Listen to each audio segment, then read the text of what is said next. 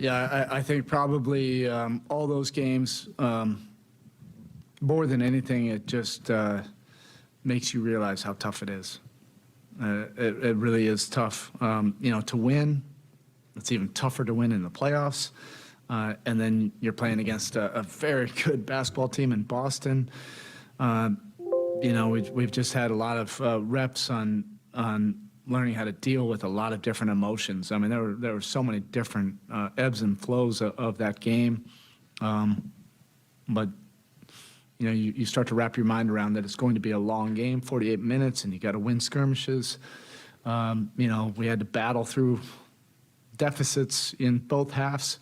But we showed that grit and perseverance to be able to hang in there and then, make some plays. And in the second quarter, we're really good, to get back into the game, and then same thing in the second half. And then Jimmy and Bam just really anchored us offensively.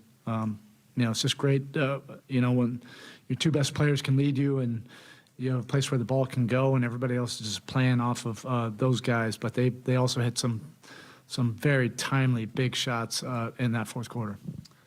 What did you think of not just his entire game, but once they put Rob on Caleb, his response to that? Yeah, they did it last year, so it's almost like he's had 12 months to prepare for this.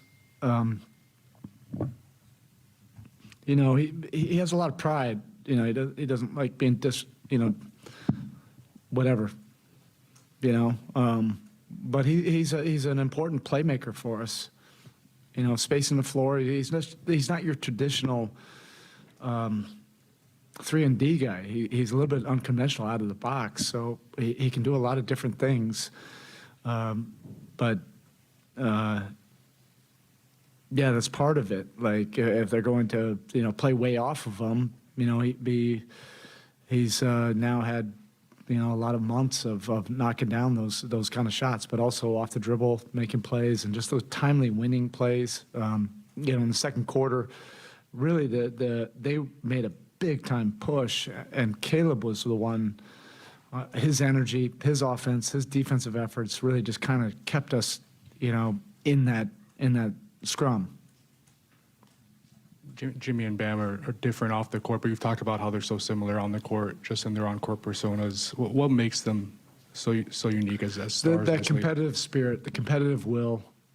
They compete to win, and they understand you have to do it on both ends of the court. Both of them,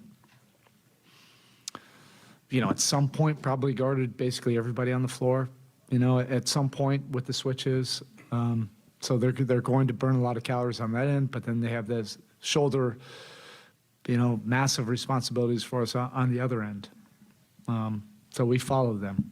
We follow them with their spirit, their competitive will, night in, night out. Spo, you've talked for years about the will you've got to have to succeed in the postseason. Why is the belief within this group so strong that you guys will find a way no matter the circumstances? Feels like this has just been our existence all year long. I guess nobody was really paying attention, but we were in every single game it felt like for weeks on end, every game was ending on the last second shot, whether we were shooting it or the other team was shooting it. So you develop some grit, from that, and whether it turns into confidence or not, sometimes you don't have the confidence, but at least you have that experience of going through stuff, and you understand how tough it is. I don't know. When you compete against great teams, very good teams like we're facing in Boston, you just have to do whatever's necessary. Now, it's not about the schematics or the X's and O's. You could invent a new defense. If you're not committed to doing tough things, that's what this is about, doing tough things. Like, these guys are not easy to defend. You have to be committed to doing, the multiple efforts to contain, to get to the three-point line, to contain their drives. They do all of that, and then they crash the glass, whether in the man or the zone. But our guys have kind of wrapped their minds around that, how tough it is in the postseason. Eric over here. You've obviously been asked a lot about the undrafted story and having so many players Yeah, along that's those kind of lines. played out. Well, Yeah. my But they're not question. even like, that's so disrespectful to like Yeah. keep on talking about that way. Like Gabe has been with us, he's a veteran. Yes. He's a seasoned veteran. I have not even bothered to look at the playoff experience, but he's got as much playoff experience as anybody in this postseason. He's been with us since the bubble. Like that storyline is over. These guys have proven themselves as competitors and winning players.